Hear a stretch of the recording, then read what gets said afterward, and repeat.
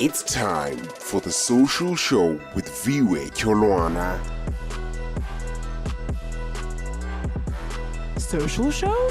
Social Show. A very warm welcome to the Social Show. My name is Viwe Kyolwana. For the next 30 minutes, we're going to be talking all things CSI, CSR, and shared value. I come really with as a bearer of bad news. We just came out of a beautiful weekend, which is the Heritage Weekend, where people in South Africa got to really just remember where they come from. And I think it's something that we should be doing on a daily. But anyway, it was a really great weekend where I saw a lot of people in their cultural clothes, and they really were embracing the different parts and elements that make them uniquely South African. And also on that brink, we also heard of the death of Mama Edna Molewa, who was the Minister of Water and Sanitation. I had, met her a couple of times and spoken to her a couple of times for the Social Show, and I think I would be remiss today if I would not speak about her a little bit later on the show, of course. But as you know, you can send me a query, a question on our Brand Live platforms on Twitter or on Facebook. It's brandlive.co.za, or you can just send us me an email, press@social-tv.co.za. It is exactly 9:36 in the morning, so let's go straight into our news.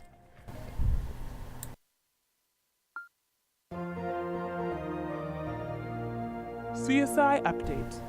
The top 10 nominees in the African Innovation Foundation Innovation Prize for Africa 2018 have been announced under the theme African Innovation, Investing in an Inclusive Innovation Ecosystem. This year saw more than 3,000 applications from 52 African countries. Submissions this year demonstrate significant breakthroughs in ICT, agribusiness, public health, and the environment and energy sectors to improve the lives and the economic prospects for Africans. The managing director of AIF, Pauline Mujumaria Kubel, has steered the IPA program since its establishment in 2011 and said that they are proud and impressed about the innovations that made the top 10 this year. And it's really evident examples of African ingenuity, and each innovation is solving a real challenge in key sectors. Now, the news of partnership with the Wildlife and Environmental Society of South Africa and the Radisson Hotel Group has resulted in the Radisson Red Hotel in Cape Town being awarded with Green Key status. The Green Key Award is a standard of excellence in the field of environmental responsibility and sustainable operations in the tourism industry. The Radisson Red brand has been described as one that represents a new hotel philosophy that connects with an ageless millennial mindset through art, music, and fashion. And lastly, in our news, multi-faith environmental NGO Southern African Faith Communities Environment Institute has launched a public campaign urging restaurant franchisor Famous Brands to commit to go cage-free for all its hens and their eggs by 2025. The campaign commenced with a petition earlier this month in an effort to eradicate inhuman battery cage farms with hens. SAFECI's campaign lead, Mandla Ngamalana, says the popular SA restaurants in Famous Brands groups such as Wimpy, Mag and Bean Steers, and the House of Coffees, among others, will be targeted. The goal, he adds, is to ensure the sourcing of cage-free eggs is part of the group's policy for all franchises. Hens lay egg after egg with no space to spread their wings, nest, walk, or perch. SAFCEI states that the hens laying cycles are manipulated through starvation to increase production, and in South Africa it is also standard practice to de-beak hens. And that concludes our news for today. When you've been around for almost 150 years, you operate in 197 countries, and you sell millions of products a day, you have opportunities and responsibilities. A responsibility to respect people and the environment, to do the right thing, to be transparent. That's why we've asked you how we can be a better business. We've listened to what you said and taken action. We turned your feedback into 38 commitments, a set of commitments you can hold us accountable to, that we apply across our business. Sourcing, manufacturing, packaging,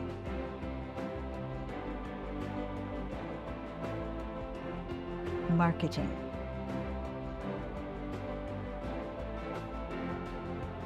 Consuming. We've already come a long way, but this is just the beginning. We know there will be challenges. And while sometimes we might surprise ourselves, we won't always get it right first time. But we're determined to do more and to share our progress with you.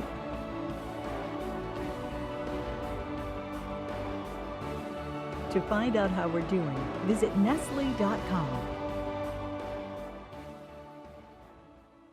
In this learning module, we'll share with you 4 compelling reasons why you and your organization should embrace community involvement and CSR opportunities. You demonstrate your commitment to the community, your team, and your customers. You elevate the charisma and mission of your business by association with your involvement while broadening the public's awareness to your business and your brand. You allow your team to embrace a noble cause, which will strengthen their own reasons to see your company as preferred employer. And you'll actually open up your horizons, your own horizons, in the sharing and caring about issues that are actually important in your own community, and in doing so, elevate you as a leader with other like-minded leaders. These are the first 4 reasons that will help you decide to get you, your company, and your team involved with issues that matter to the very people that live and work in the community you call home.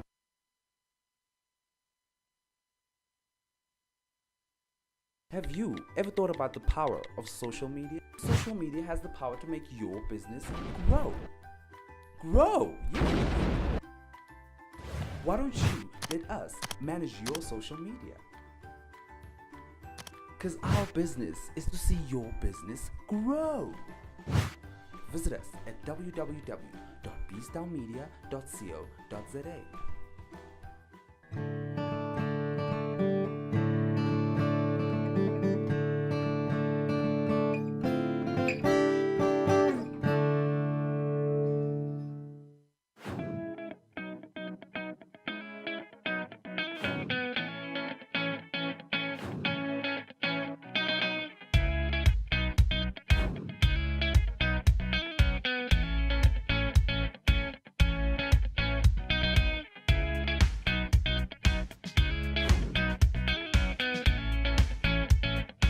First of all, I would like to say that we are celebrating the 100th year centenary of Tata Mandela and Mama Sisulu. And in fact, this is a day that we also dedicate to them, the two of them. But we are here to celebrate a garden, the circle of Sisulu, Tata Sisulu, which has been created here using an amount of 2.7 million rand to create the circle, to increase the amount of tourists that are coming here, but also to tell the stories about the legacy of our past and our heroes and heroines. Because if we rename a place, and having done that in 2004, like here at this botanical garden, telling people stories about South Africa, its past that was, those who fought for this liberation that we have enjoying now, but also enjoying the good things about what South Africa is at a botanical garden like this one. The tourists will keep coming and coming, particularly the local ones, because we want people to know about their country and know their country very well. So this circle and the money that we have spent here is actually intended to do so.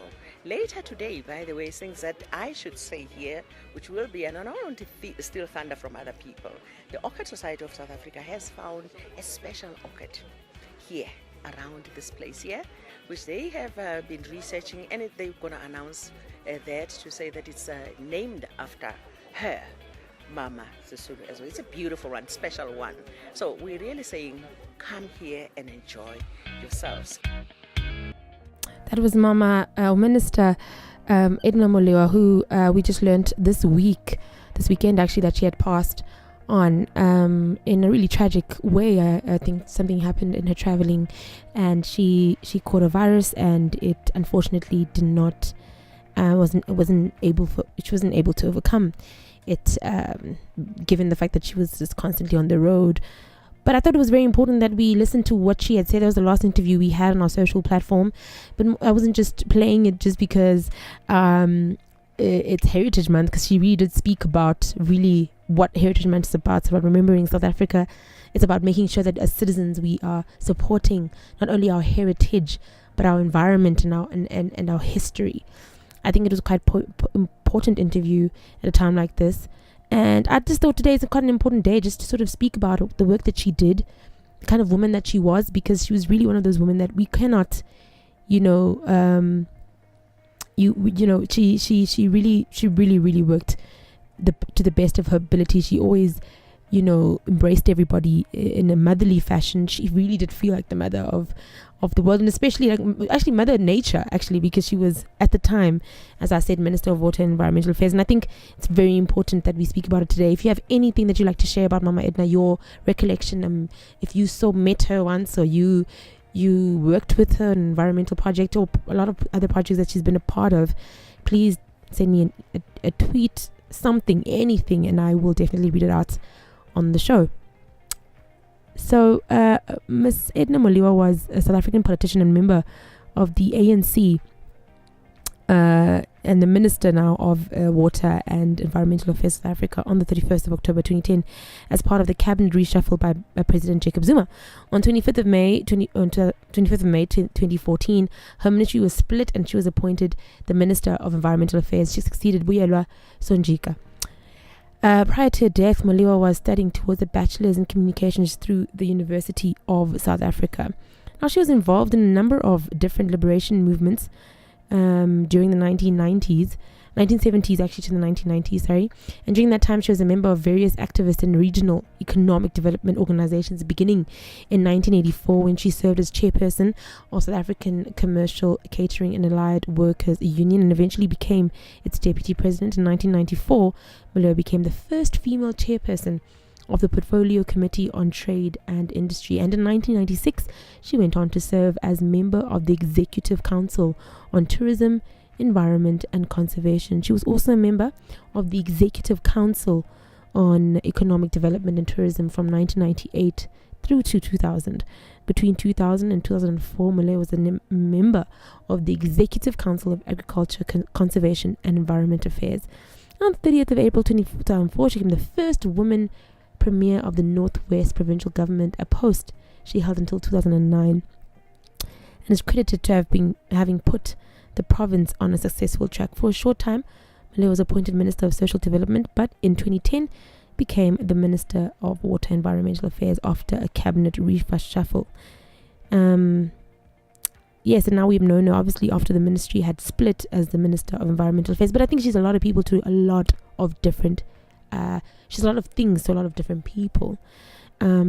She's held so many prestigious places in our government, and I think it's very important that we do speak about her, because at the end of the day, as CSI, as an industry, we are obligated to work with our government, right? And a lot of the time we find that the government doesn't necessarily speak to who we are, or isn't really listening. A lot of the time we feel that way.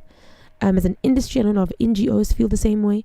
Most times the programs are open, but it's very difficult to get a hold of that information, right? And it's very difficult to really get into a specific, industry within government that you were affiliated in. But I definitely think Ms. Edna was one of those women, one of those leaders who always wanted to make sure that the information reached the public, make sure that entrepreneurs, social entrepreneurs, NGOs alike were able to really collaborate with the help of the government. And I think she really did a great job, and she was a pioneer, in a lot of different ways. But she really did move the country, move it forward, and we really have lost somebody who I think understood the importance of the environment, of our heritage, of our country. She just was multifaceted in that sense, and that's why she was able to head up so many organizations. People really saw her love for not only her country but for sustaining the country. So I think it's very important that we do speak about it today. and we just give her the respect that she definitely deserves. You know, she has spearheaded so many things in the environmental space. The first is she spearheaded a lot of these translocation programs. I'm sure a lot of people know about that. She's always speaking out about them.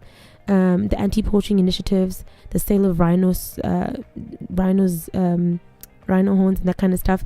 She also, you know, was really involved in the law enforcement side of it at all sort of levels.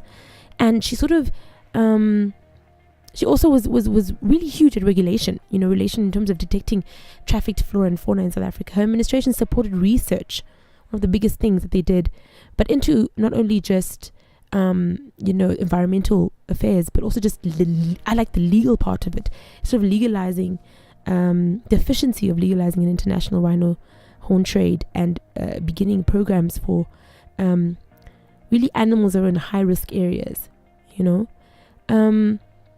She also announced that a 22-member commission would decide whether to propose the international sale of South Africans 21 metric ton rhino horn stockpile. She had a really great idea, or let me not say handle over stating what it is that's wrong, understanding what it is that's wrong, and really moving into policy, moving into the legal side of it. And I think that's the most efficient thing you can do as a minister.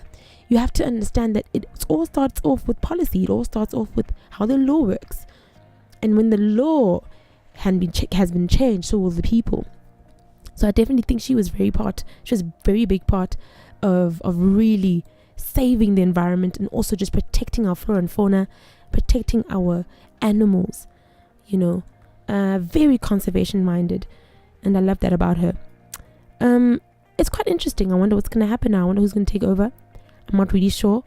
And how they're going to take over and how they can really upstage her, because she really was one of those women who knew exactly what she was doing. I mean, it's not to say she was perfect. I mean, I'm sure we all know she had a lot of, you know, criticisms. Her department had quite a few, but you know, I think she's always been on track and always tried to bring about the success of whatever she was leading or spearheading. So it's very important. Again, I've been saying it's very important for us to speak about it because I'm trying not to make it too emotional. I'm just really trying to show that this woman worked to the bone to make sure that our country was adhering to international standards within environmental conservation. And more than that, she really did spearhead a lot of the things that we see today. She's also really educated. She had a BCom, University of South Africa, she had a BCom, Harvard Kennedy School of Government Leadership course, which she also passed. She was in the Wharton Business School Certificate of Economic Leadership and Development Program. So she was well read. She was well understood. She was she knew her field, and she always tried to keep up with the research that was in the area. And her death was met with a lot of shock. You know, she was just coming from a state visit from Beijing, where she had contracted a virus, and Malewa was hospitalized a few days later. And then she was placed in an induced coma after failing to respond to medical treatment. After coming out of the coma, she was briefly stabilized before dying on the 22nd of September 2018 in Pretoria. She was only 61 years old, and she was alive and just had a beautiful energy around her. If you want to know where you can go and pay your respects, her official memorial service will take place in Pretoria on Wednesday. This was announced by government on Monday night. Malewa's official funeral will, however, take place on Saturday. Both the venues of the memorial and the funeral service are still to be confirmed. So yeah, President Cyril Ramaphosa has also declared an official funeral for Malewa. As I said, she was distinguished in so many fields, and she leaves behind a big family, and we can only send out our condolences as an organization that really supported the work that she was doing and tried our best to sort of put it out onto a platform so people could see it. So yeah, we're going to take a short break, and we're going to be back after this. 400 kilometers off the eastern coast of Africa, Madagascar boasts unrivaled species and ecosystem diversity. Nearly 98% of the island's land mammals, 91% of its reptiles, and 80% of its flowering plants are found nowhere else on Earth. Scientists from Chicago's Field Museum, including MacArthur Fellow Steve Goodman, are studying and seeking to conserve biodiversity here. In Madagascar and 7 other areas of the tropics, the Foundation strives to strike a balance between conservation and the needs of rural communities in developing countries.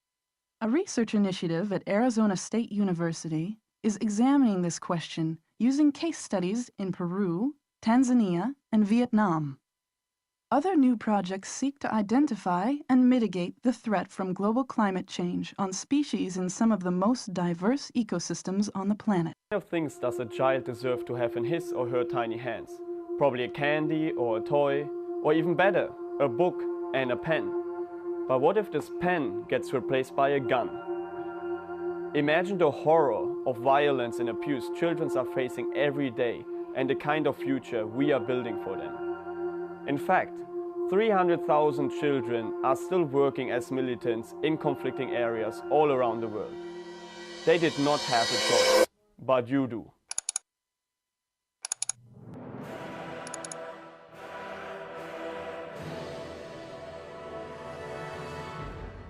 My favorite part of the show is definitely things to remember. And we all know that we just had Heritage Day, so I think it's very important that I speak about that. Heritage Day for South Africans just means really celebrating who we are, what makes us different, what makes us beautiful, what makes us so authentically different and diverse in our beliefs and in our traditions, in the wider context of this nation and in the wider context of where be here and take part in the Mhlanga dance, or even be vendor. I wouldn't mind doing the domba or beating the djembe, but I am only a Mugeli boy. Sure, I would have loved to be Tsonga, to be loved, respectful among modern youth, intelligent and humble, with no fear of eating masonja. But I prefer my Sawating Limudi, Nama Emarata, Liti. I would have loved to be part of the ancient Dutch, to share with Jan van Riebeeck in the undertaking of the command of the initial Dutch settlement in South Africa, or even being English. I wouldn't mind having the Queen as my grandmother, drinking tea, shopping sprees, having fun with no fees. But I come from the dusty streets of Vuta and Mkala, where children look forward to Wollo, where teenagers think the government owes them money for childbearing. And some look forward to university. How nice. I would have loved to be in Nguni and proudly say my president is Zulu, and gloat the most freedom fighters were Xhosa. I will smile and say I am in Ndebele. Although I don't live in Kwaga, I still enforce and respect my culture. But I am big. Kimupedi, Kitleche Lerato. Kitleche Lerato la go feta go logo ka gare ga leshaka. Ke apara ntipa le dipheta, ke a ikgantsha ka setso sa me. I appreciate who I am, from Tzaneen to Pipiras, from Northern Cape to the East, from Jozi to Pitori. I appreciate other cultures, for they bring definition to who we are. Many nations in one, South Africa, our heritage, our culture. Thank you.